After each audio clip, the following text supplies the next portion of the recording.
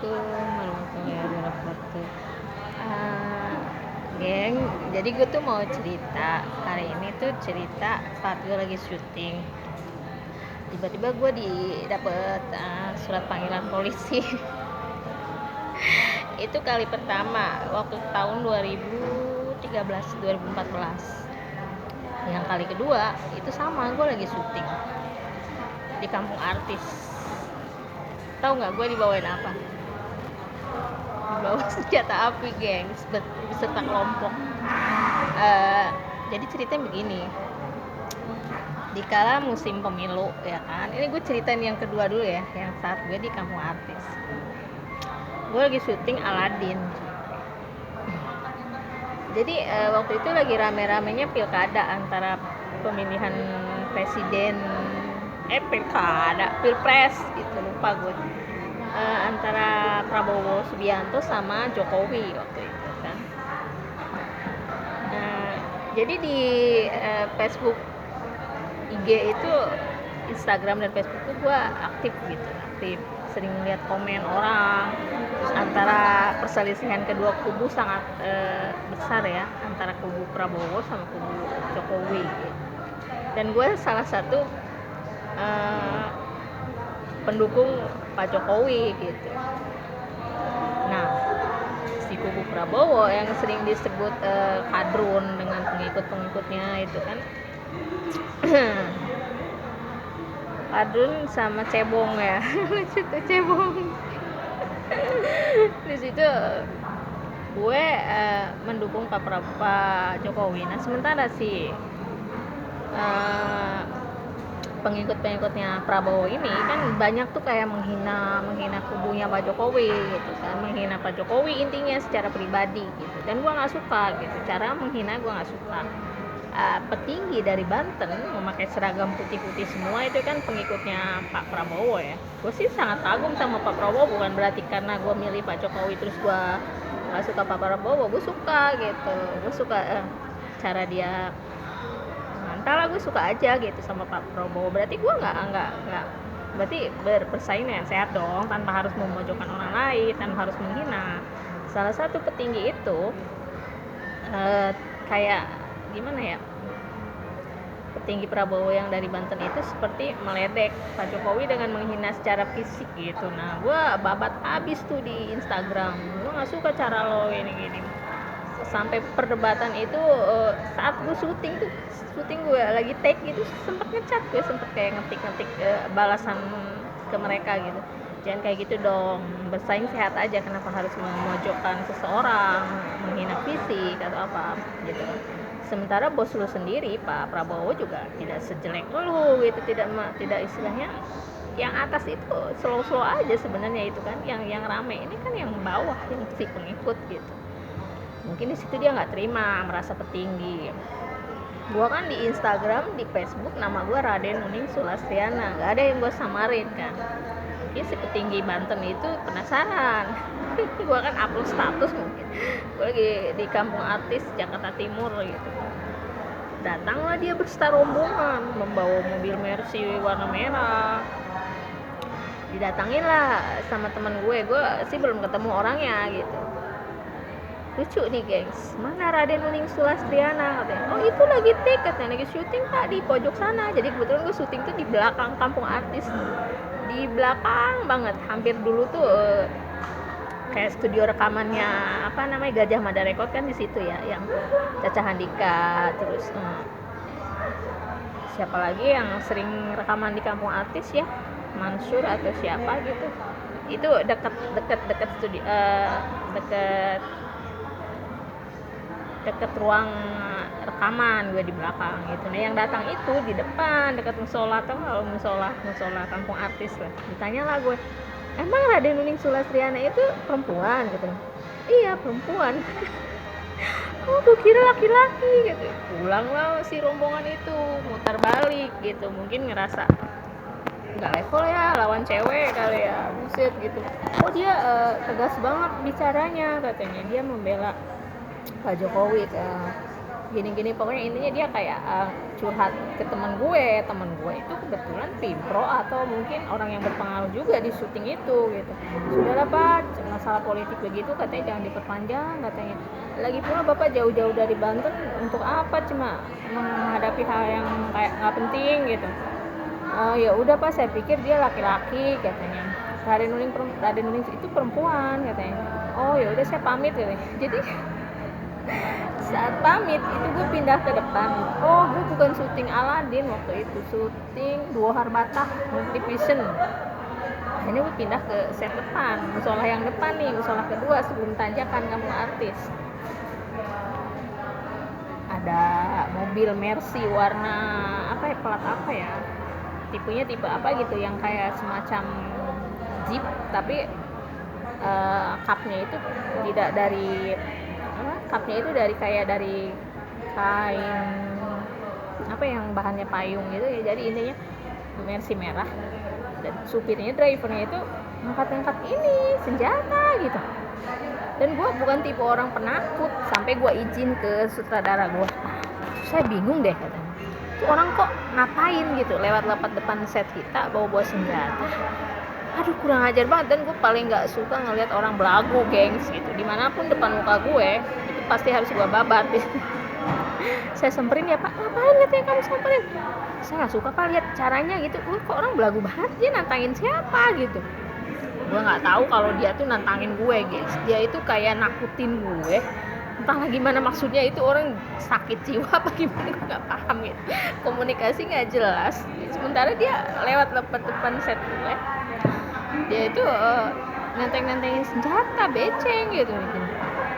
Sutradara gue malah ngelindungin gue suruh ngumpet di pantat ya, enggak, bapak nggak ngizinin, namanya itu Pak Sugi ya, Pak Sugi, halo Bapak, baik banget itu Pak Ustadz ya. Sutradara gue udah Ustadz, editor namanya Sugi Kompos, Pak Sugi sama Pak Joko, editor Multivision, sutradara juga. Sutradara gue Dua Harbatah waktu itu tayang di Multi, unitnya Pak Agus. Jadi dia datang pertama tuh ngobrol sama Pak Agus tuh pimpro gue yang gaji gue yang transfer gue tiap pagi. Jadi honor Dua Harbatah itu pagi-pagi gue udah transfer honor, lucu geng, jam 7 pagi, jam 8 honor tuh udah transfer gitu. Saya udah transfer honor kamu ya nih katanya. Gue bilang sepagi ini Pak. Jadi Masya Allah aja ya Multivision waktu itu, jadi honor gak besar geng, dalam satu episode Dua Harbatah itu gue dibayar berapa gitu. Cuma ini video kali ini disponsori oleh yang belakang ya guys, sosok berambut hijau. Starbucks, gue sebutin juga ini. Jadi kayak gitu gengs, keberanian gue itu kayak melebihi orang-orang pada umumnya gitu, karena gue di pihak yang benar ya, membela yang benar gitu, apa yang gue takutin gitu. Itu kejadian pertama. Kejadian kedua, lucu, gue komentar di IG seseorang perempuan gitu. Gue tuh nggak usil gitu, niat gue cuma nanya. Jadi setiap dia teman Facebook kalau nggak salah, Facebook apa IG gitu, gue lupa, tahun 2014 masih Facebook kayaknya. Mukanya itu pertama-tama biasa aja gengs gitu, mukanya ya sama kayak gue lah ya gitu, tanpa ada kayak yang ya. Di minggu kedua, minggu ketiga gue perhatiin terus kan dia upload status terus gitu. Gue nanya dong, mukanya mulai beda guys, kayak nggak tahu deh penglihatan gue apa gimana gitu, hidungnya kayak beda, dagunya beda. Gue tanya dong, mbaknya operasi plastik ya, gue gitu. Terus dia jawab, plastik resek kali mbak gitu kan. Enggak mbak, aku serius kok, beda mukanya. Wajar dong ya sama perempuan gitu, dia kayak pemain harian gitu, bukan artis sih disebut, tapi cantik sih gue akuin gitu. Lama-lama entah konflik dari mana, nggak terima kali ya dibilang oplas gitu, sampai-sampai pada ujungnya dia ngelaporin gue ke Polsek Depok.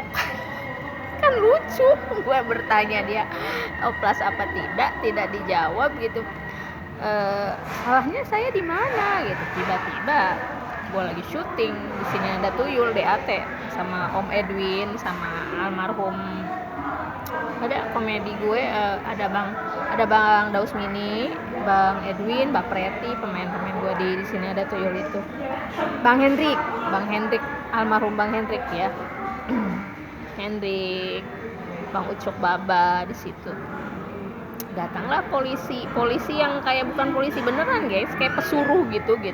Datang, gue surat panggilan, nggak meyakinkan orangnya, mungkin kayak, maaf ya gue sebutin, kayak orang cacat mental atau gimana lah ya. Datanglah membawa surat ke gue, Raden Uning Sulastiana dipanggil Polsek Depok. Bukannya gue datang, bukannya gue takut, gue caci maki sampai Om Pasan Patel, sutradara tersanjung yang menyutradarai DAT waktu itu juga.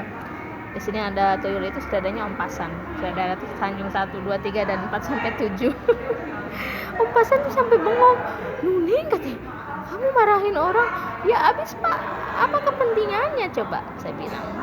Dia nyuruh saya datang ke polsek, kesalahan saya apa gitu. Terus orang ini melaporkan atas dasar tidak jelas gitu. Saya kan tidak merasa salah. Di Facebook itu saya menanyakan dia oplas apa tidak. Tiba-tiba datanglah surat panggilan, saya tantangin, kamu di Polsek Depok, mana nomor telepon polisi yang nyuruh kamu? Saya telepon polisinya, halo pak, saya bilang, oh bapak nyuruh saya datang ke polsek ya, mohon maaf saya sibuk nih pak ya, sebenarnya mohon maaf banget, kalau saya sempet saya pasti datang, ini aja pak, kalau bapak ada waktu, saya bilang, bapak datang aja ke lokasi syuting saya di Tirta Gede Cibubur ya pak, saya bilang. Kebetulan besok ada kunjungan Pak Jokowi ke sini. Saya kenalin ya, dia om saya bilang. Dia lagi, itu 1 tahun yang sama geng dengan kejadian sebelumnya yang di Kampung Artis. Gue ledekin gitu, jangan lupa bawa martabak ya pak. Dia malah gini, polisinya jawabnya gini, gokil gak lu? Oh iya mbak, saya juga sama relawan Pak Jokowi katanya. Gue bilang, padahal gue bercanda guys. Gue bilang kalau gue tuh saudara Jokowi gitu, so-soan gue apa, ya kan Pak Jokowi belum jadi presiden gitu kan, waktu itu masih dalam masa pemilihan, masih jadi gubernur DKI ya,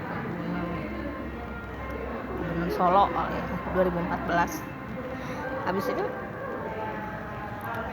lucu gitu, nggak ada lagi yang namanya gue istilahnya di telepon polisi suruh datang tuh nggak ada lagi, lucu. Jadi kayak so ngajak damai, polisinya itu lucu buat mungkin ya, jadi gue tuh kayak bukannya gue dipanggil ulang gitu, ini malah gue yang nyamperin dia, yang berharap dia datang ke lokasi gue karena gue lagi kerja, lagi syuting gitu. Saya nggak mungkin datengin bapak pas saya lagi kerja, kejar tayang film saya bilang, oh saya sama sekali tidak takut dengan panggilan bapak. Saya sebagai warga negara yang baik pasti saya akan datang kalau saya ada waktu. Ini saya syuting, saya lagi sibuk pak.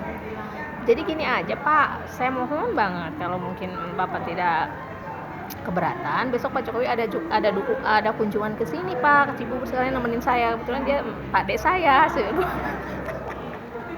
Gokil gak tuh polisi, gue kerjain, gue bilang Pak Jokowi Pak Dek gue. Ya mungkin dari nama gue nggak tahu, dia percaya aja gitu aja, malah jadi baik sama gue tuh polisi yang ngancam gue, yang nyuruh gue datang ke polsek, yang ngasih surat panggilan melalui orang gak jelas itu gitu. Ngasih orang yang gak jelas itu lucu guys, pas gue usir itu gue sobek tuh surat panggilan, gue sobek brek gitu depan muka dia, nih gue sobek ya, gue suruh polisinya yang datang ke sini, bukan nyuruh lo, lu bukan polisi kan, mana tanda tugas lo gitu, mana surat ini gue lencana lo gitu.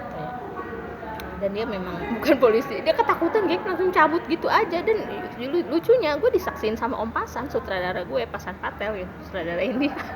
Ini galak banget ya katanya, ini galak banget sama orang. Ya gimana nggak galak pak, ini mau mengganggu konsentrasi saya sedang kerja, saya sedang syuting film, tahu sendiri saya kerja buat bapak kan, saya bantu bapak.